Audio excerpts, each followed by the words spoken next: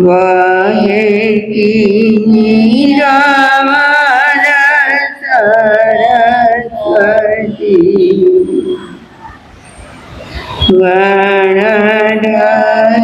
वर्णधरतणि विशाल प्रज्ञा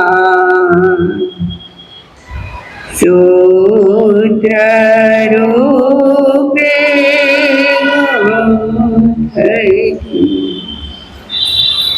दुखी पापी तणा दुख पापने निवारती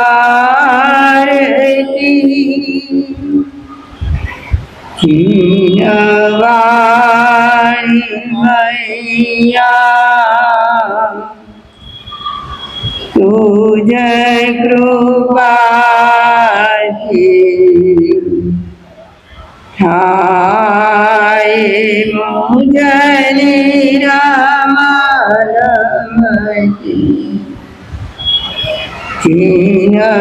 जीनवाणी मैया तुझ कृपा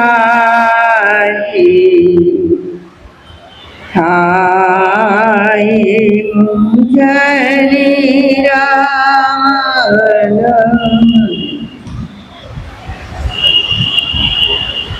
अनंत ज्ञानी अनंत दर्शनी त्रिलोकीनाथ तीर्थंकर परमात्मा श्रमण भगवान महावीर स्वामीना श्री चरणों में अपनी सौनी भावना मारा तमारा अनंत अनंत उपकारी सर्व गुरु भगवंतोना श्री चरणों में अपनी सौनी भावना अनंत ज्ञानी महापुरुषोए जगतना सर्व जीवोનું કલ્યાણ સાધવા માટે શાસ્ત્રની પ્રયોજના કરી। શાસ્ત્રની પ્રત્યેક ગાથાઓ, શાસ્ત્રના પ્રત્યેક સૂત્રો, શાસ્ત્રના દરેક અધ્યયનો આપણને જીવન જીવવાનો રાહ બતાવે છે। શ્રી નિર્ગ્રંથ પ્રવચનમાં એક પછી એક ગાથાઓને આપણે સમજી રહ્યા છીએ। ગઈકાલે એક ગાથા શરૂ કરી છે, સુતે સુયાવી પડી બુદ્ધ જીવી ન વિસસે પંડિયે આસુ પન્ને ઘોરા મુહૂર્તા અબલમ શરીરમ ભારંડ પક્ષીવ ચરે કમત્તો। આખી ગાથાનો અર્થ છે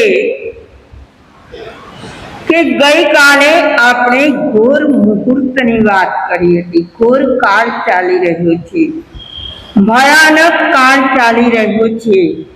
અરે આ પંચમ આરો દુખિયારો આરો અહીંના પ્રત્યેક અત્યારના જે સંયોગો જોઈએ છીએ એમાં આપણને ક્યાંય શાંતિ, સમાધિ, આનંદ, સંતોષ જોવા મળતા નથી। અરે જ્યાં જોઈએ ત્યાં કંઈક ને કંઈક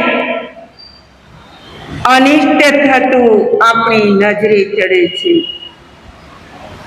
અને આ બધું જે કાળમાં પ્રવર્તી રહ્યું છે એ કાળ પર જ આપણે વિશ્વાસ મૂકીને આગળ ધપી રહ્યા છીએ। આપણને પ્રશ્ન થવો જોઈએ કે આ જગતમાં વિશ્વસનીય શું છે? વિશ્વસનીય એટલે શું? જેના પર આપણે વિશ્વાસ મૂકી શકીએ. ઘરમાં 10 સભ્યો હોય પણ 10 એવી વ્યક્તિ ના હોય કે આપણને જેના પર વિશ્વાસ હોય. એકાદ હોય તો પણ સદભાગી, બાકી તો મુંડે મતિર ભિન્ના. દરેકના વિચારો, દરેકની માન્યતાઓ, દરેકના ભાવો બધું અલગ હોય. એમાંથી સમન્વય સાધીને જીવન બનાવવાનું. શું કરવાનું? આ બધું ક્યાં સુધી કરીએ?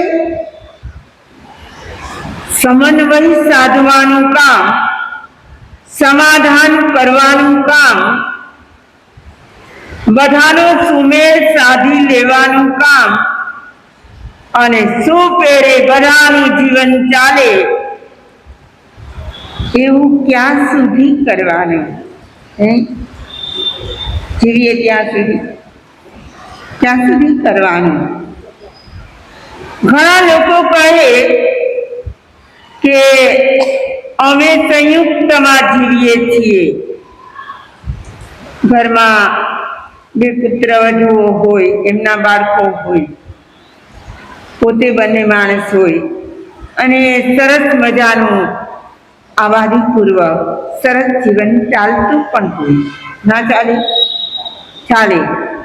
પણ જ્ઞાનીઓ કહે છે, નિમિત્તો એવા છે આ સંસારમાં ઘડીએ સમયે આપણને નિમિત્તો એવા મળી જાય કે આપણે આપણા મગજનો તોલ ગુમાવી બેસીએ. જો આવો ઘોર કાળ ચાલતો હોય,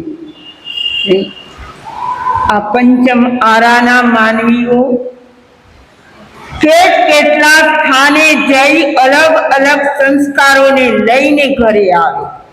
શું લઈને આવે? બધાનો અભ્યાસ અલગ હોય, બધાના અનુભવો અલગ હોય અને એ બધું ક્યાં ભેગું થાય? એક કુટુંબમાં. પણ જેને સમન્વય સાધતા આવડે એ પોતાના મગજનો તોલ ગુમાવી ના દે. પોતાનું સંભાળવાનું છે અને સાથે આસપાસનું પણ સંભાળવાનું છે.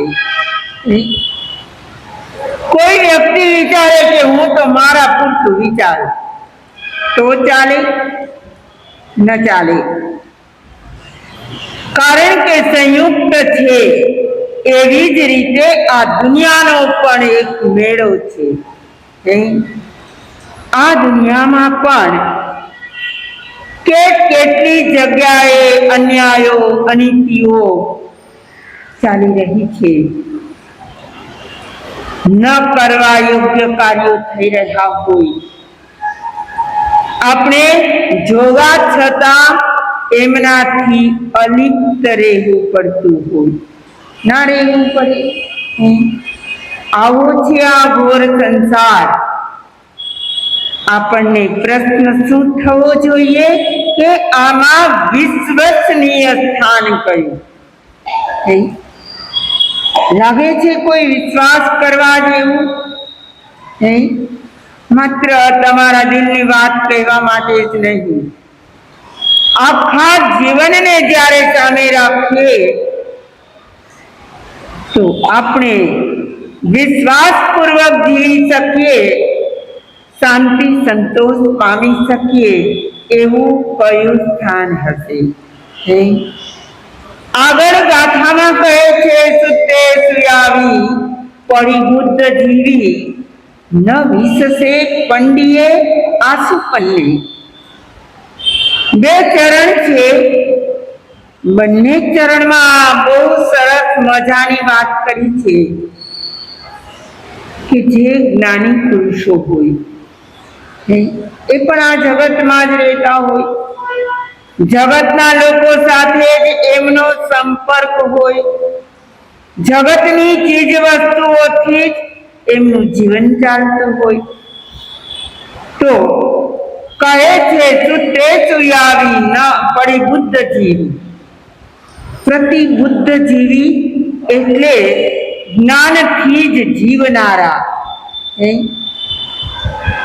આપણે માત્ર ખોરાકથી નથી જીવતા, આપણે બુદ્ધિથી પણ જીવીએ છીએ, આપણે આપણા વિચારોથી પણ જીવીએ છીએ અને આપણે આપણા આત્મજ્ઞાનથી પણ જીવીએ છીએ.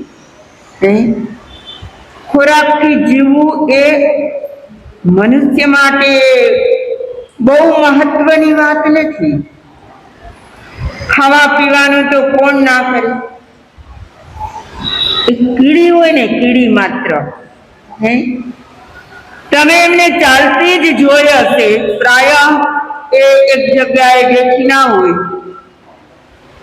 અને ચાલી ચાલીને એ જતી ક્યાં હોય?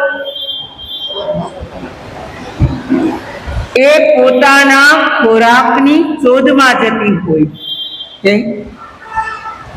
જો કીડીને પણ ખોરાક જોઈતો હોય અને એનાથી જ એમનું જીવન ચાલતું હોય, તો જગતના કયા પ્રાણીઓ, કયા પશુઓ, કયા પક્ષીઓ કે કયા માનવો ખાધા પીધા વિના રહી શકે?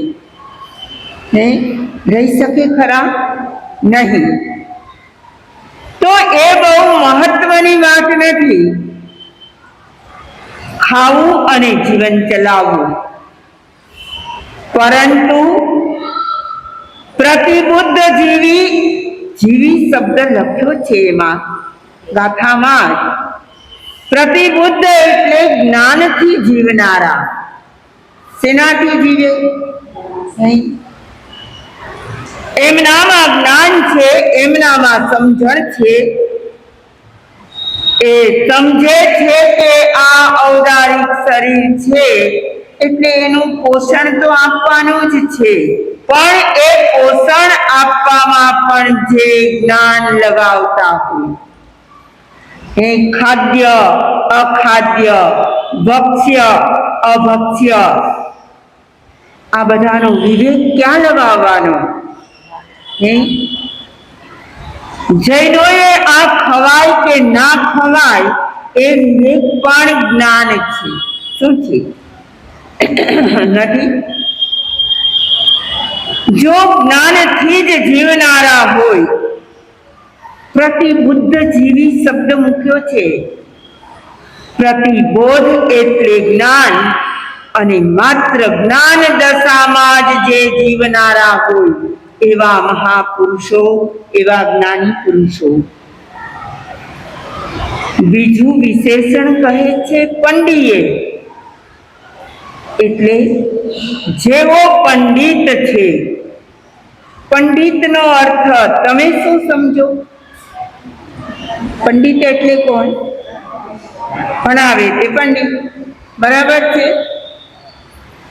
કોઈ બ્રાહ્મણ હોય તો એને પણ પંડિત કહીને કદાચ બોલાવી લો.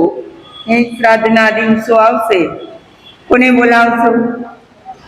આવા કોઈ બ્રાહ્મણ પંડિતોને પણ તમે બોલાવો અને એમની પાસે પણ કંઈક વિદ્યા છે, કંઈક જ્ઞાન છે, કંઈક સમજણ છે. પણ જ્ઞાની કહે છે પંડિત કહેવા કોને? ગાથામાં જે પંડિત શબ્દ આવ્યો છે, ખણમ જાણાહી પંડિયે. શું કહે છે? ખણમ એટલે ક્ષણને, એક એક ક્ષણને જે જાણે, એક એક ક્ષણનો જે સદુપયોગ કરે, એક એક પળ પણ નકામી ગુમાવી ન દે, એને કહેવાય પંડિત. કોને કહેવાય? આપણી પાસે જ્ઞાન ઘણું હોય, આપણી પાસે સમજણ ઘણી હોય, આપણે માનતા હોઈએ ધર્મની બધી જ વાતો મેં સાંભળી છે, મને આવડે છે, પણ આપણી ક્ષણો, આપણી પળો કોઈ નકામી જાય છે ખરી? જાય શેના વિનાની? ધર્મ વિનાની. શેના વિનાની? ધર્મ વિનાની. અગર આપણી પળ કે ક્ષણ જતી હોય તો આપણે તો પંડિતની કક્ષામાં ન આવી શકીએ. આવીએ?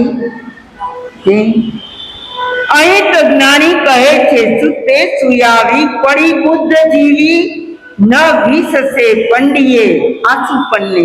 આ બે ચરણની અંદર જ્ઞાની પુરુષના 3 વિશેષણ છે.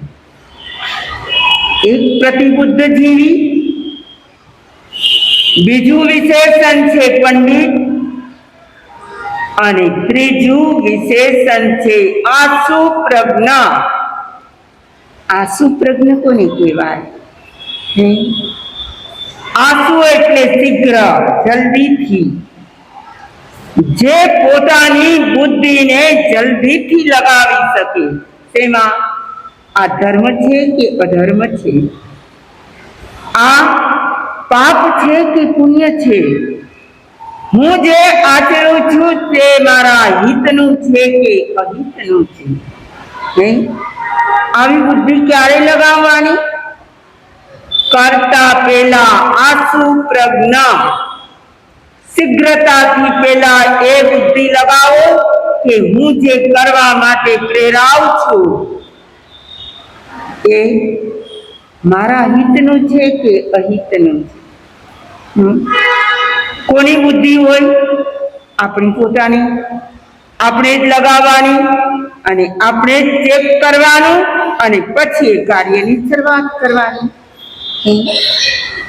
અગર આ રીતે કોઈ કાર્ય કરે તો એ કાર્ય પાપ બને ખરું?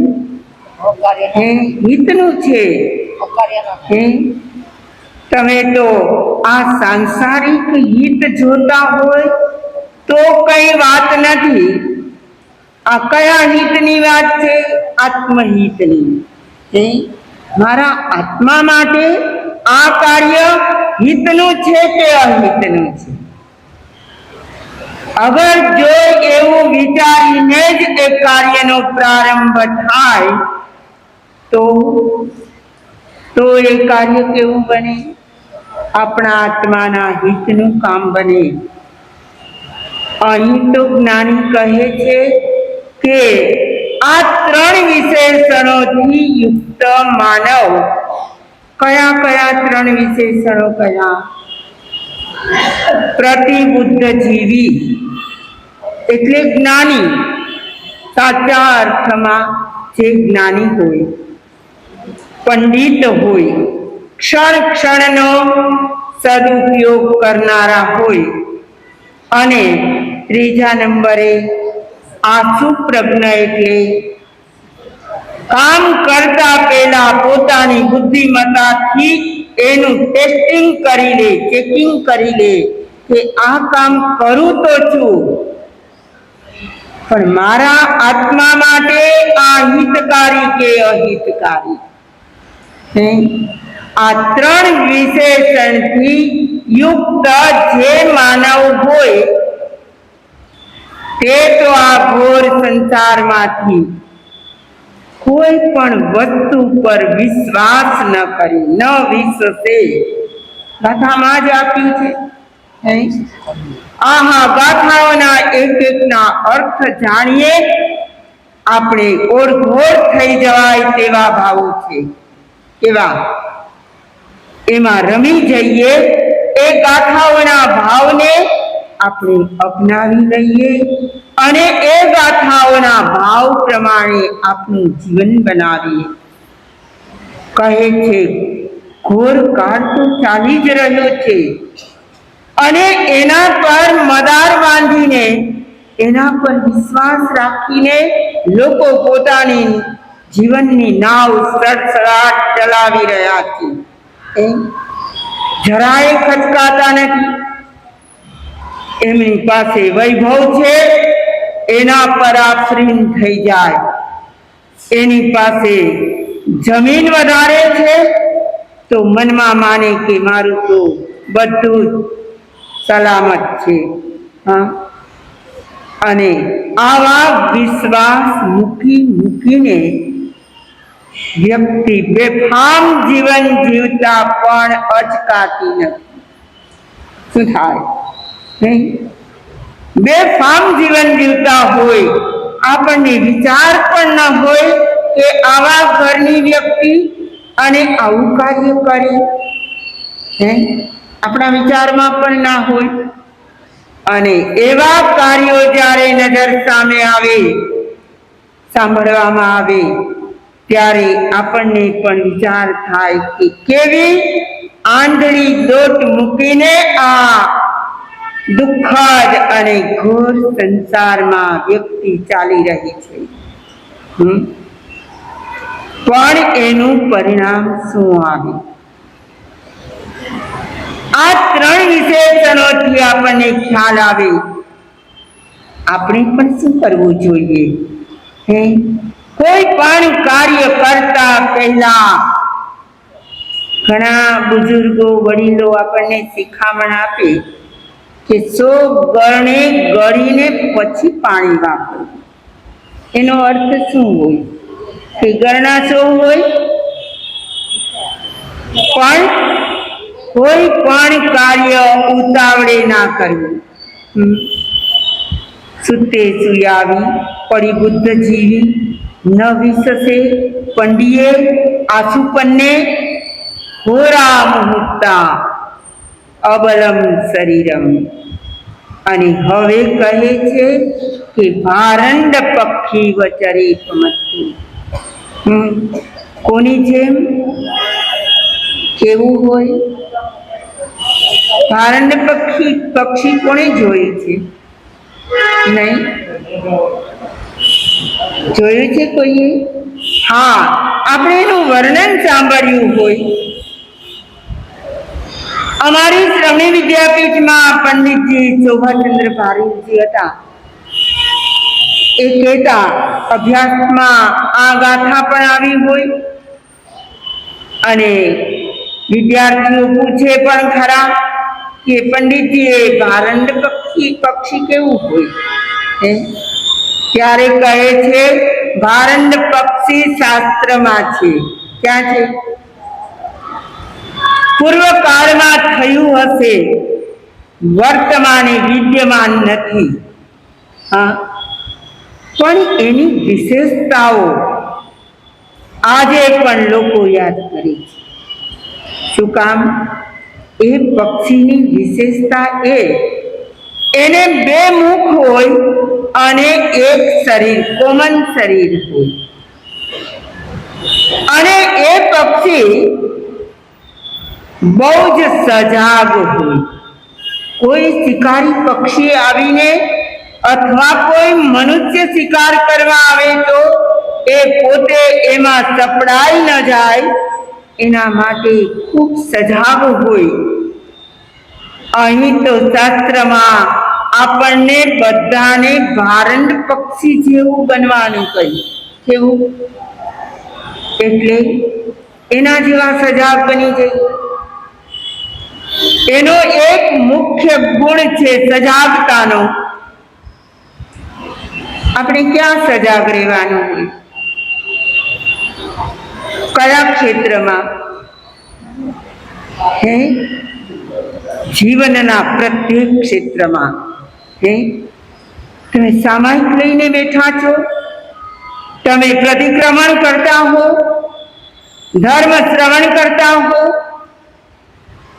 તે વખતે પણ આપણે વિચારથી ક્યાંય બહાર તો નથી જતા ને? એની સજાગતા કોણ રાખી દે? કોણ રાખે? આપણે જ રાખવી પડે. એટલું જ નહીં કે સજાગતા તમારા કર્મ ક્ષેત્રમાં જ જોઈએ. ધર્મ ક્ષેત્રમાં સજાગતા વધારે જોઈએ. કેવી? આ ધર્મનું ક્ષેત્ર છે. અહીં ક્યાંય પણ અધર્મ આવી ના જાય. કોઈ પણ દરવાજેથી અધર્મ પ્રવેશી ના જાય. કોઈ પણ ઇન્દ્રિયોથી પણ અધર્મ પ્રવેશી ના જાય એના માટે સૌથી વધારે સજા ક્યારે લેવું પડે? આપણા ધર્મ ક્ષેત્રમાં. કારણ કે ધર્મ કરતી વખતે અંદરમાં પણ આત્મભાવો ધર્મમય હોવા જોઈએ. કેવા? ધર્મમય હોવા જોઈએ કે નહીં? તો આપણે બે ઘડીની સામાયિક કરી એ સાર્થક થાય. અન્યથા વિચારોથી બીજે બધે હોઈએ અને આપણી કાયાથી અહીં જ બેઠા હોઈએ તો આપણે સજાગ કહેવાઈએ કે નહીં? પેલા ભારંડ પક્ષીની જેમ અપ્રમત્ત બનવાનું કહ્યું. ચરે પમત્તે એટલે અપ્રમત્ત બનીને વિચરો. અપ્રમત્તનો અર્થ શું થાય? પ્રમાદ રહિત બનો. પ્રમાદ કેવો હોય? ઊંઘ આવી જાય તે પ્રમાદ? એ તો શારીરિક ક્રિયા છે અને અગાઉનો શરીરમાં થાક ભરેલો હોય તો કદાચ ઝોકું આવી પણ જાય. પણ અપ્રમત્ત એટલે પ્રમાદ રહિત બનવું. એનો અર્થ શું છે? ત્રણ વિશેષણોથી યુક્ત જે જ્ઞાની પુરુષો આગળના ચરણમાં બતાવ્યા તે કેવા હોય? અપ્રમત્તપણે વિચરણ કરતા હોય. એ જ્યાં જાય ત્યાં એમનો અપ્રમત્ત ભાવ હોય. કેવો ભાવ? અને જે અપ્રમત્તપણે વિચરે ને એમને જીવનમાં ક્યારેય અફસોસ ના કરવો પડે. શું ન કરવું પડે? એક કમળની ઉપર, કમળ જોયા છે? સરોવરમાં હોય. કમળની ઉપર કોણ આવે? ભમરો આવે. હા, ભમરાને તો બહુ જ મજા પડી ગઈ. સરસ મજાની સુગંધ આવે છે અને એમાં એ એવો ગરકાવ, એવો આસક્ત બની ગયો છે, એના રસને ચૂસે છે અને આનંદમાં છે. અને ધીમે ધીમે કરતા આખો દિવસ પસાર થઈ ગયો. શું થયું? આખો દિવસ પસાર થઈ ગયો. સાંજ ઢળવા આવી અને પેલા ભમરાને એ રસમાં એટલો આનંદ છે કે હજુ ઉડીને પોતાના સ્થાને જવાનું મન પણ કરતો નથી. અને પેલી કમળની પાંખડીઓ ખુલેલી હોય ને, તમને બધાને ખબર હશે, સાંજ પડે શું થાય? વિડાઈ જવા માંડે અને પાંદડીઓને બિડાતી જુએ છે. હવે શું થશે? ભમરો ઉઠતો નથી અને પાંખડીઓ બધી પીડાવા લાગી છે. અને એક સમય એવો આવી ગયો કે ભમરો અંદર રહી ગયો અને બધી પાંખડીઓ બંધ થઈ ગઈ. ભમરો બહાર નીકળશે કે નહીં નીકળે? નહીં નીકળે. જે ભમરો કદાચ તમારા ઘરે કોઈ લાકડા પાસે આવ્યો હોય, લાકડાને કોરી શકતો હોય, સમજી ગયા? લાકડામાં હોલ કરી નાખે, એવી જેનામાં તાકાત હોય એ જ ભમરો પેલી કમળની કોમળ પાંદડીઓમાં બિડાઈ જવાનું, અંદર રહી જવાનું કબૂલ કરે. પણ શું ન કરે? એ કમળની પાંદડીઓને વીંધીને કાણા પાડીને બહાર નીકળવાનો વિચાર કરતો નથી. એ શું વિચારતો હશે? એનામાં મોહાસક્ત દશા છે. આપણામાં છે. જ્યાં મોહ છે ત્યાં સામી વ્યક્તિને પીડા દેવાનું મન થતી નથી. થાય પીડા દેવાનું, દુઃખ પહોંચાડવાનું મન થાય. એ વિચારે છે શું ખબર છે? ભમરો વિચાર કરે છે રાત્રિ ગમિષ્યતિ. જો બહુ મજાનો શ્લોક છે. રાત પસાર થઈ જશે. રાત્રિ ગમિષ્યતિ ભવિષ્યતિ સુપ્રભાતમ. શું વિચારે છે? સુપ્રભાત ઉગશે. ભાસ્વાન ઉદેશ્યતિ. ભાસ્વાન એટલે સૂર્ય, એ પૂર્વ દિશામાં ઉગશે. અને હસિષ્યતિ પંકજશ્રી, એટલે આ પંકજની પાંખડીઓ ફરી પાછી શું થઈ જશે? ખુલી જશે. જુઓ પરિસ્થિતિ કેવી હોય છે. એક બાજુ મોહ છે અને બીજી બાજુ પોતાને પીડા પણ થાય છે અંદર પુરાઈ રહેવાની. છતાં મોહ દશા કેવી છે? ઇતિ વિચિંતયતિ દ્વિરેફે. દ્વિરેફ કહેવાય ભમરાને. ભમરો હજી આવો વિચાર કરે છે. ત્યાં સંધ્યાકાળે ત્યાં લટાર મારવા માટે, પાણી પીવડાવવા માટે હાથીઓને લઈને એક માણસ આવ્યો. અને હાથીએ શું કર્યું? હા હંત હંત કમલીની ઉજ્જહાર.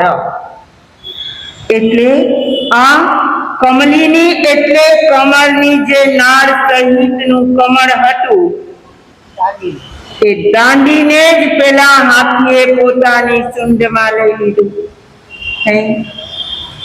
પછી શું થાય? એ તો નીચે પટકે, યા તો ખાઈ પણ જાય, જે કરે તે. અને અંદર કોણ હતો?